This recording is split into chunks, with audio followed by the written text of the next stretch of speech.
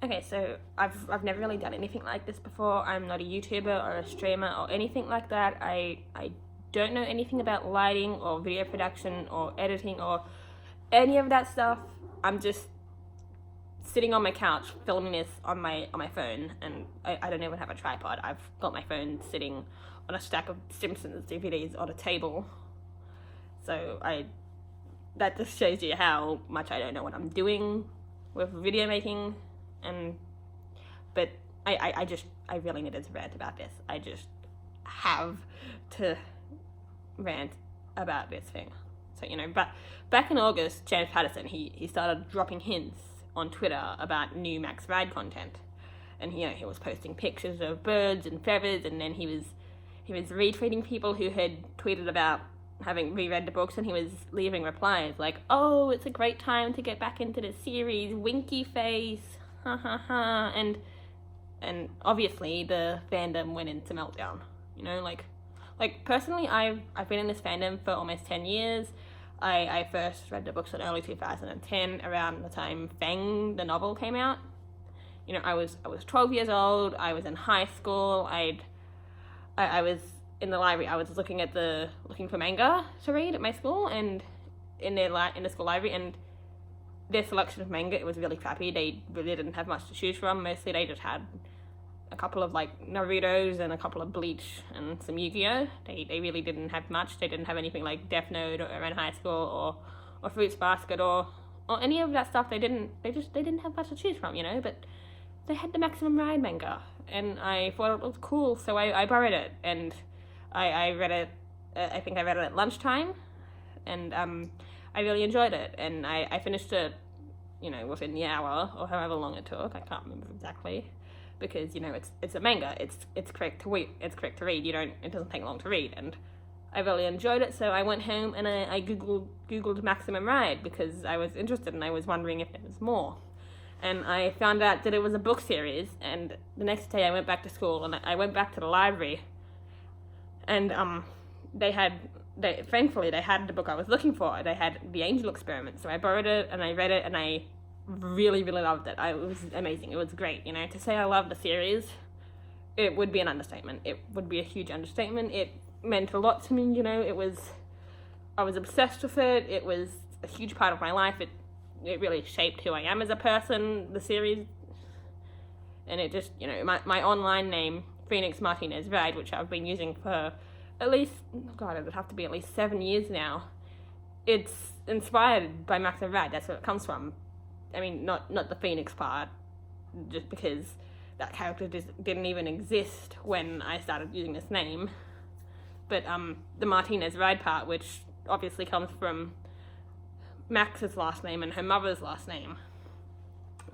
So I've been using this name for a long time, and I've gotten very attached to it because I've been using it for so long, and that came from Maximum Ride, of course. And I used to roleplay as Max online all the time. I would write terrible fan fiction. I would constantly daydream about the characters and the fan fictions I was going to write. It kind of took over my life, And most fans, myself included, agreed that the series should have ended after the third book. After that it went downhill. No, actually, scratch that. It didn't just go downhill. It plummeted off a cliff. It went down into the ground, into the depths of hell, and it kept going even after that. It was bad. There were plot holes. There were ridiculous plot twists. There were inconsistencies. There was weird random details that they added for no reason. There was characters and powers and details that appeared for one book, or in some cases, a couple of chapters that disappeared and were never ever mentioned again. And then there was just so much ridiculous stuff that happened in the books. And that, honestly, I don't remember a lot of it. I think I've kind of repressed it because it got so ridiculous and bad.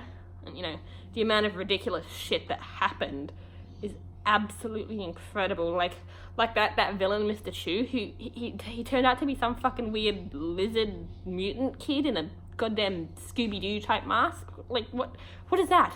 And there's these giant sea monsters things from when they were in the submarine. And then when the time the fucking dogs got married, like, what the hell is that? Why is there a dog wedding? Why does this exist? Why did this happen? they're dogs. They don't need a wedding. It was ridiculous, you know. And then Nevermore and Forever happened, and it just got so much worse. I really don't remember a lot about them. Like I said, I think I've repressed a lot of it, and everything about them was really terrible, and they were awful, and most people hated them. But personally, I think the worst thing about them was Max getting pregnant. Like, what the hell? What the hell was that? What the fuck? She was a homeless 15-year-old who was on the run from evil people who wanted to torture, capture, or kill her. She obviously would have had fucked up genetics because she was a mutant. She was a genetic experiment, so her genetics would not have been good. They would have been messed up beyond belief. You know, she'd already been forced into a motherhood role at the age of 12. And just, there was no fucking way that the Max I knew from reading the previous books would want to have a goddamn baby, especially at 15, and especially when she was in the middle of basically fighting for the whole world. It just makes me so angry that it was written, that they wrote that. It just blows my mind how terrible it was. What a shitty writing idea it was. You know, and then they made the movie, and that was a fucking disaster from beginning to end. You know, it was in development hell for years. They kept losing the people who were going to work on it, like Catherine Hardwicke was going to work on it, who did the Twilight movies, and like everybody hated her, so she quit eventually after several years of people talking about how terrible it would be. And then, you know, what, the screenwriter died, and everybody thought it's never going to happen, which, you know, we were annoyed about at the time because we didn't have the foresight about how terrible it would be. And, you know, when they finally released it in 2016, it was, I'm not even going to go into how terrible that movie was and what I hated about it, because, you know, I could go on about that until the end of time.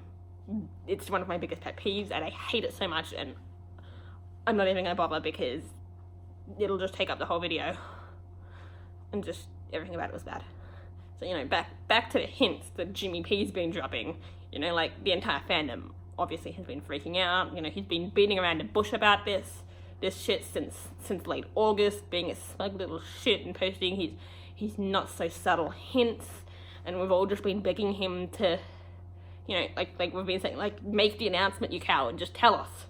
Just stop teasing it and just tell us what you're doing this time and how you're gonna fuck us up this time.